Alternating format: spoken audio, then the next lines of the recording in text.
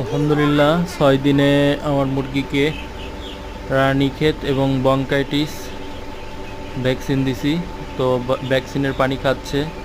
তো ভ্যাকসিনটা আমি মূলত খাইয়ে দেই পানিতে। তো পানির সাথে অল্প পরিমাণে তরল দুধ দেই। দুধটা অবশ্যই ফুটিয়ে নিতে হবে, এমনি যেন কাঁচা দুধ না দেন, এটা আমি সবাইকে সাজেস্ট করি। কাঁচা দুধে কিন্তু অনেক খারাপ ব্যাকটেরিয়া থাকে, যেটা আপনার মুরগির ডায়রিয়া বা আমাশয় প্রবলেম হইতে পারে। তো সেই জন্য ভ্যাকসিনে অবশ্যই ফুটিয়ে দুধ দিবেন, অথবা প্যাকেটের গুঁড়া দুধগুলো পাওয়া যায়, সেইগুলো দিয়ে ভ্যাকসিন এর পানিতে দিবেন। তো আমি ব্রয়লার মুরগিকে আসলে মূলত চোখে ভ্যাকসিন করি না, ড্রপারের মাধ্যমে। তো আমি খাইয়েই দেই।